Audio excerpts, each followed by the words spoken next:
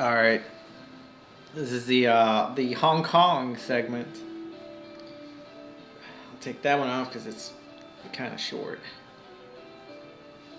Ugh. I'm letting my hair grow out again. I had to cut it because of the fucking school.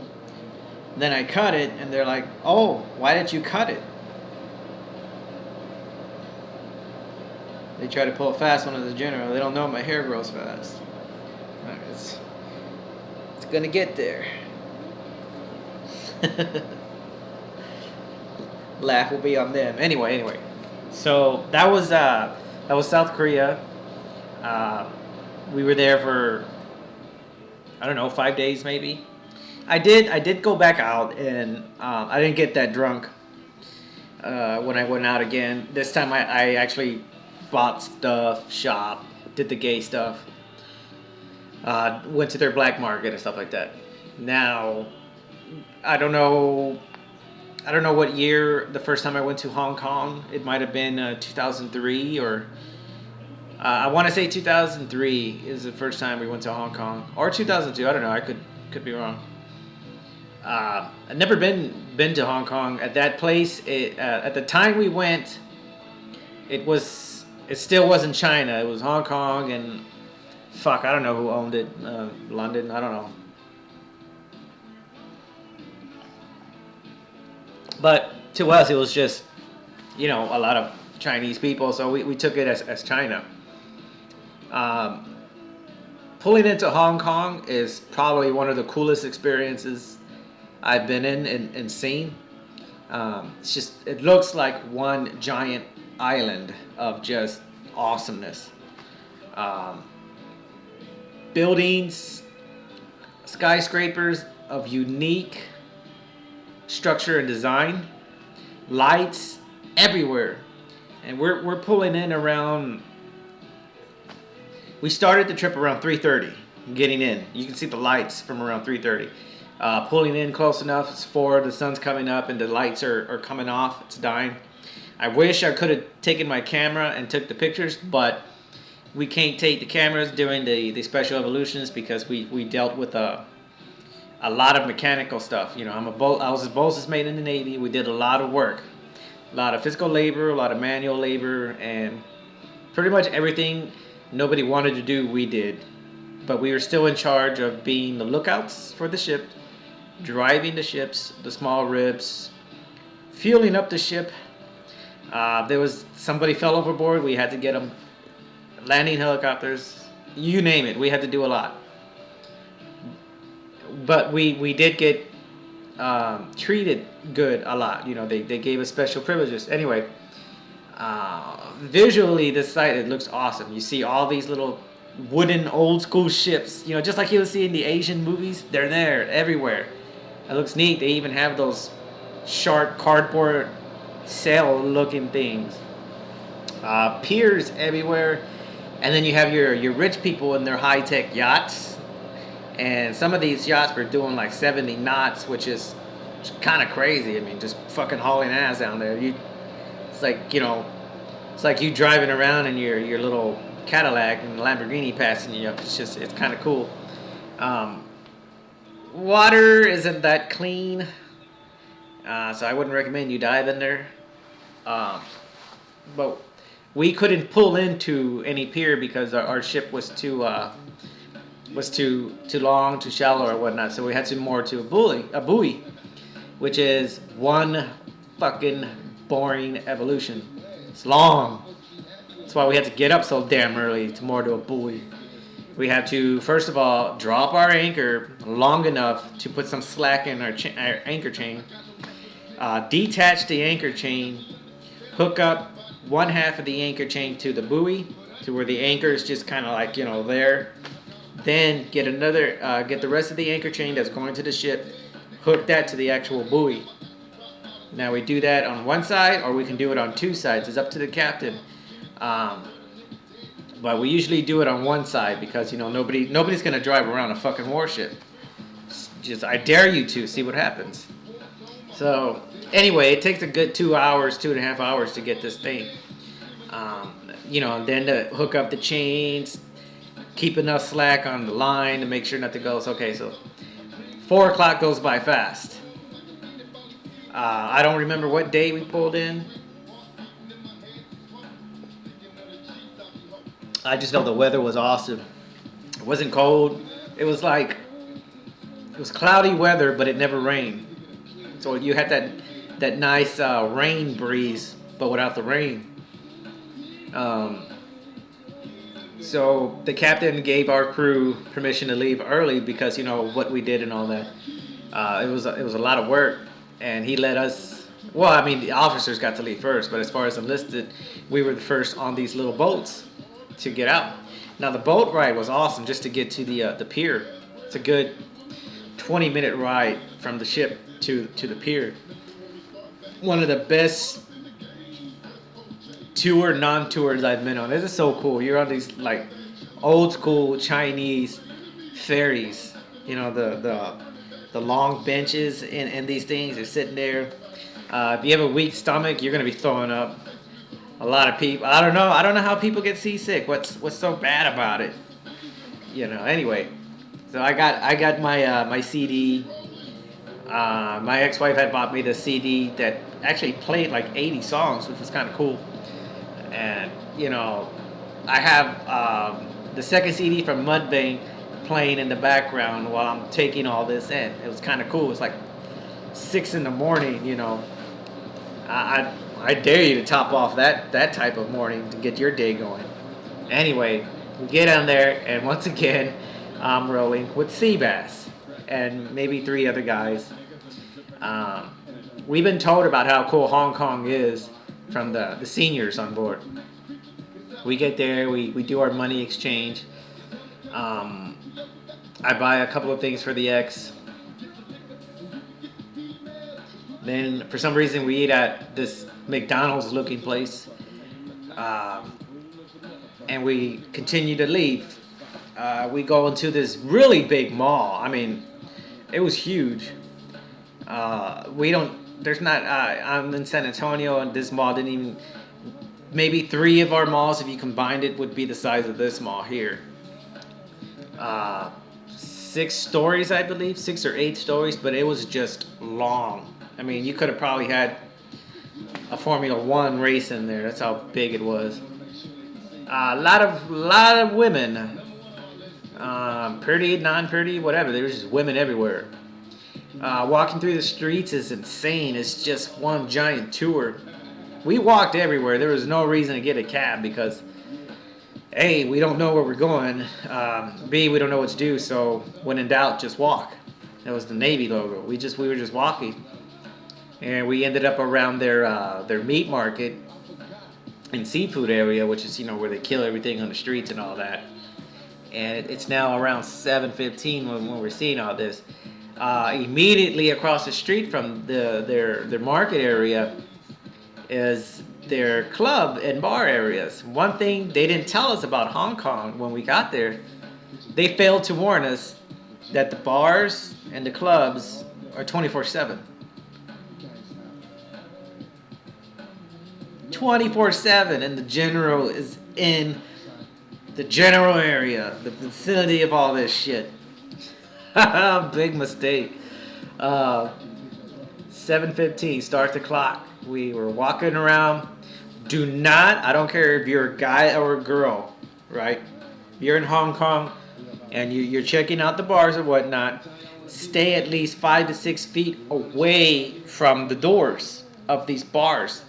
You don't want to be in the street, but just be on the edge of the sidewalks. Because I'm telling you, they got cameras outside the doors, right? But, when they know somebody's walking, they're going to reach out, grab you, and pull you inside. It's a non-threatening way or whatnot. It's just they take these hot, like, Asian chicks. They takes 3 of them and they pull you in. They pull you into this bar, and immediately you have some form of booze in your hand. I'm not even lying. That's how, just like that. 2 seconds. I would. They could teach the military a thing or two about takedowns. Anyway, we're walking, Seabass and I, and we had a big crew this time. We had about 5 or 6 of us walking around. I believe I was in E4, E3, and E4 at the time. I don't remember. So we're walking through, and we're looking at they have restaurants everywhere, and I'm thinking these bars are closed. It says 24/7, but there's no action going on or nothing. So I make the fatal mistake of walking close, by the bars. Seabass was to my left, and a lot of them said deals, blah blah blah. So we're walking, and we walked by this one bar that had this a dark purple curtain. And I just walked by. I said, "Oh, that looks cool. Maybe we should come by here later." And as soon as I walked by, boom! There's like 3 hands on me, and I just go in. They pull me into these curtains, and in my head, I'm like, "What the hell is happening?" Seabass comes running in like he was about to do a Chuck Norris savior mission. I mean, this guy was about to deck this girl. He comes running in like. What he notices, there was nobody outside, but when we came inside, I swear to God, there must have been, Jesus, what, maybe 12 to 15 girls. Hold on, damn it. 12 or 15 girls inside this place. One mama-san, the one that ran everything.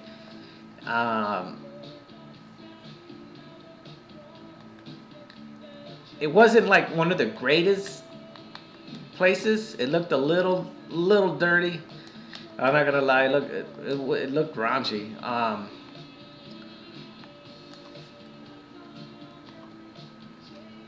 Oops, sorry. Yeah, it looked a little raunchy. Dark. It was so bright outside, but to come in here, it was like the opposite of coming from a dark place to a light place. You were just like, what the hell? But as soon as I got in there, I'm bad at seeing at night, so it was like. Anywho, they have this big, giant island type of bar.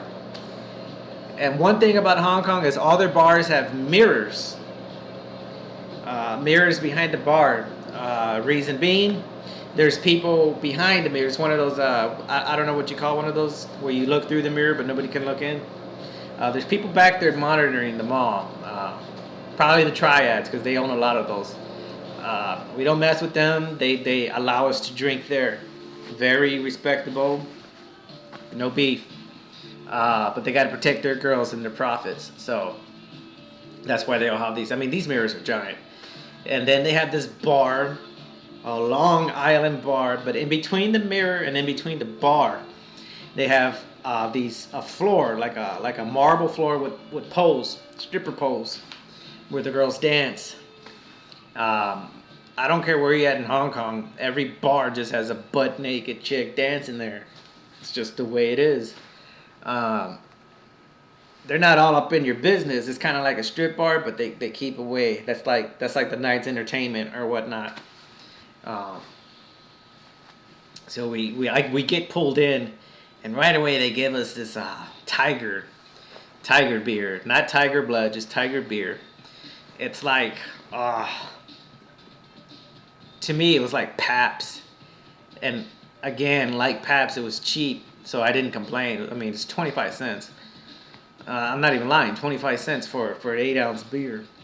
However, back then the general didn't drink beer. I didn't like beer. I hated beer. So I was like, give me a Jack and Coke. They're like, oh, that's so expensive. I'm like, how much is it? They're like, it's like $2.50. I was like, bring it. So it is now 7:45. They hand the general his first drink of the morning.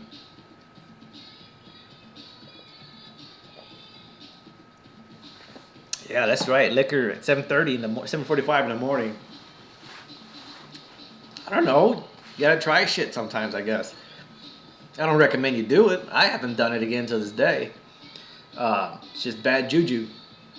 So 7:45 to get my first drink, Jack and Coke, along with this Tiger beer, which tastes like shit. Seabass is enjoying this Tiger beer. I mean, this guy's like, within an hour, he already had a 6 pack of Tiger beer. Um, so they're there. They're talking to us about.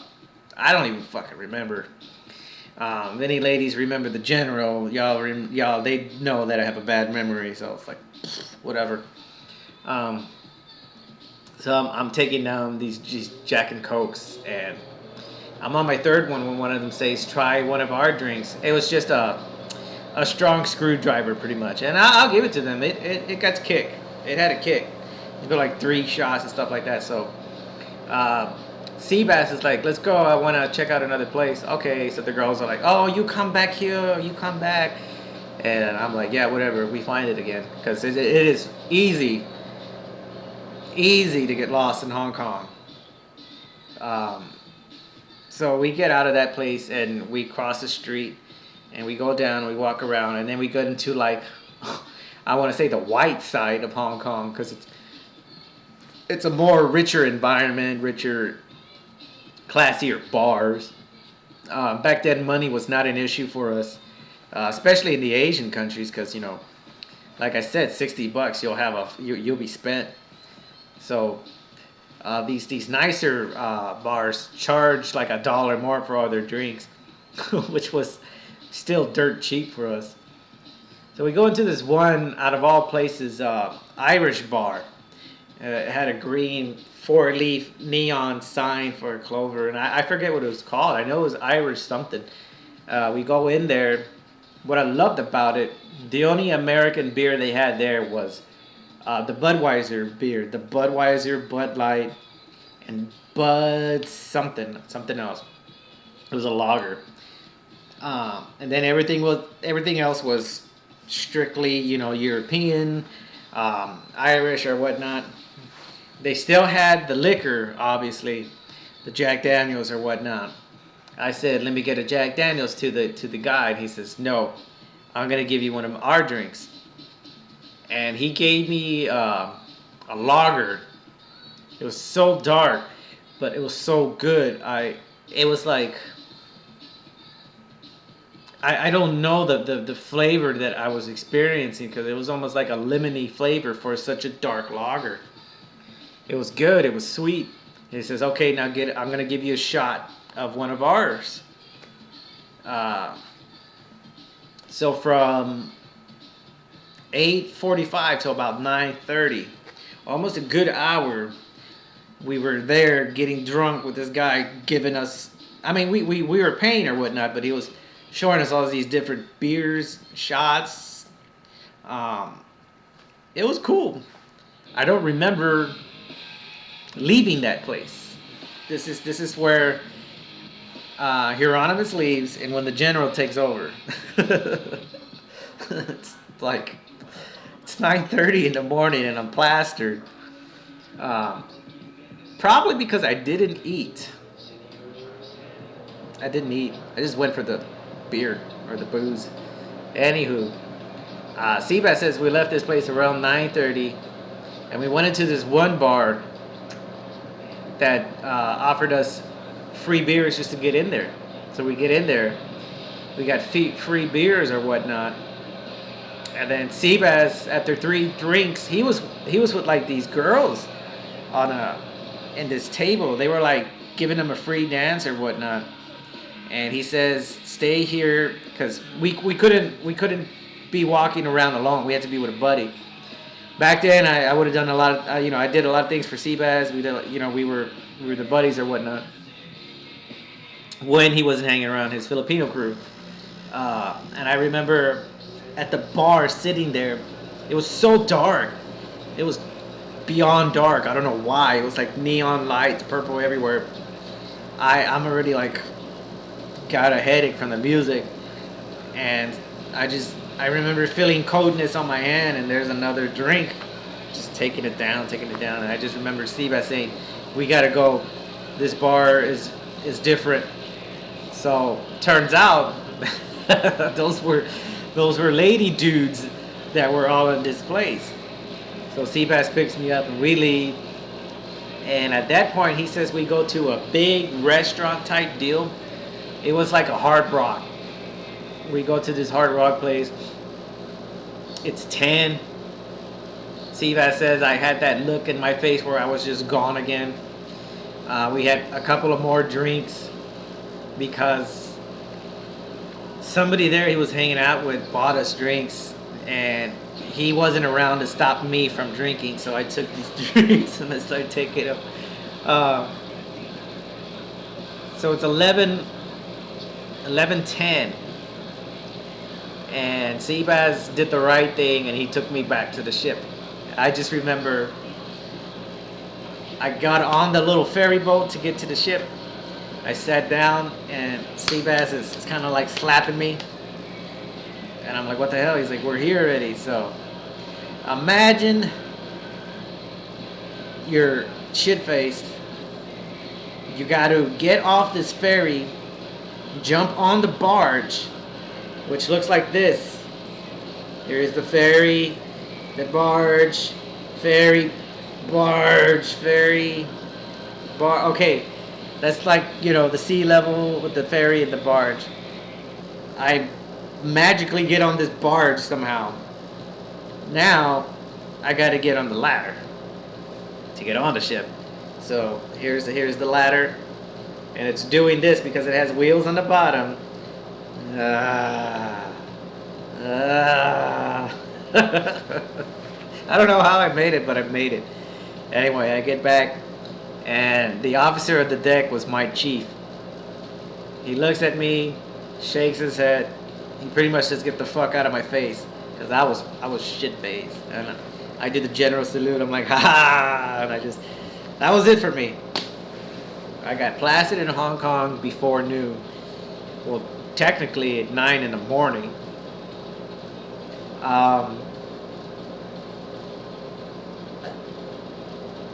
But Hong Kong, sober, it's a great place to go.